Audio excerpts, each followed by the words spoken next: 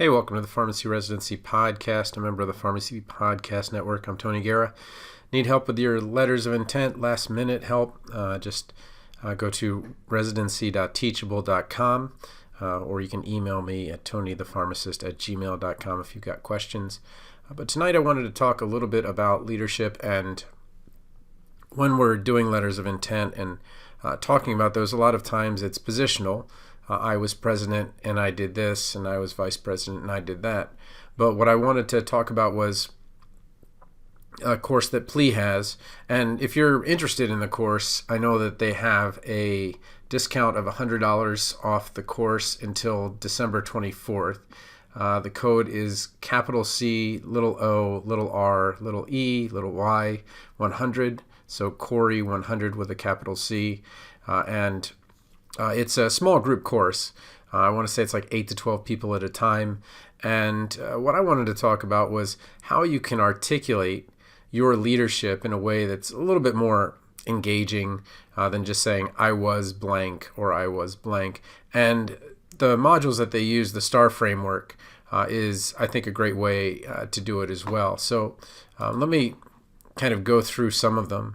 The first one is when you organize something or you direct something and it was your vision, that's something that they're really looking for, especially when we're talking about the PGY1, PGY2 combined, HISPL ones where we're talking about management and leadership and things like that.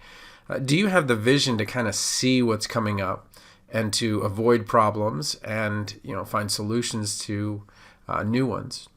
Second, do you take responsibility? And I know they spelled it a little bit differently in here, and they did that on purpose. But what kind of responsibility did you have in terms of the people that you worked with? And, I feel like it's almost a little bit unfair once you just see president and vice president when maybe someone in a different position might have had a tremendous amount of responsibility or went out there and did a number of things that were really important. So, for example, I remember being in Phi Delta Chi, and one of the things we did was a fundraiser, and we did it for the fundraisers were like bake sales, making $100. And one day I'm walking in the bookstore, and I saw the Champion sweatshirts back when they were cool and all that, and there was no pharmacy ones. I said, well, why don't we just sell those? And we can try to sell them in our own school or our own college. And that worked out, and we moved from kind of a couple $100 in fundraising to $1,000. And then someone got the idea that, well, Camden Yards is across the street, it's where the Orioles play, and then eventually Ravens Stadium was across the way. And eventually our group did so well that we were in stand 1 or 101, I don't remember what it was, but the biggest stand at Ravens Stadium, bringing in $10,000, $15,000, and that came from the vision and responsibility of not just the president, but the person that was in charge of that was not the president, and it was a tremendous amount of work. So when you are detailing something that is outside of the traditional higher tier positions, make sure you articulate what kind of responsibilities that you had and what you did. Integrity, I think this is, when we're talking about moral integrity, we kind of get that, but it's really when somebody sends me something and I say I'm going to get it done in 48 hours, I'm going to get it done in 48 hours. And I think it's that kind of integrity that you said you would do a thing at a certain level, and if you don't, then you give back the money or you do whatever. But again, integrity is kind of another one of those pieces that you can kind of dive into. And what you're doing is, instead of saying I have integrity, you're describing an instance of integrity, and they can see that for themselves.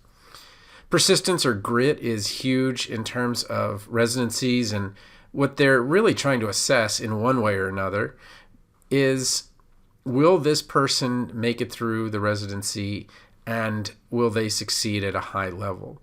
So when people get rejected, a lot of times they think it's like, well, they didn't like me or something like that, but a lot of times they may be doing you a favor. For example, when you talk about some of the highest level clinical residencies the people going into those residencies have 4 or 5 clinical APPEs in those sections. So they've already done cardiology, they've already done NICU, they've already done PICU, and all of those things. And so it's an addition to what they have. It would be really unfair to take someone with just maybe 1 or 2 of those advanced rotations and put them into something where their expectation was that they would already have that kind of experience.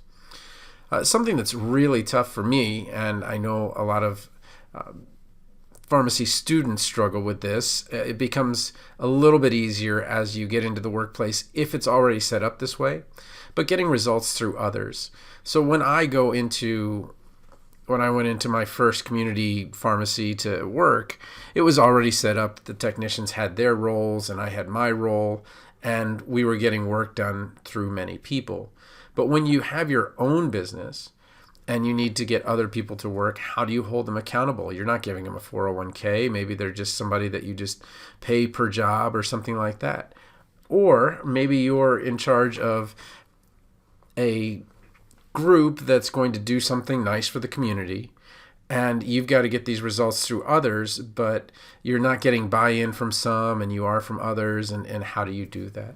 So articulating those things in your letter of intent, saying this was my vision, this was how I took responsibility, or what my responsibilities were, what kind of integrity I have when it comes to the expectations that people have of me, the grit that I've shown as I've gone through maybe some difficult times, and how I've worked with others. We see interprofessional a lot, that you were on an interprofessional team, but a lot of times a quick story about how you work together with nursing or how you work together with medicine to make that happen.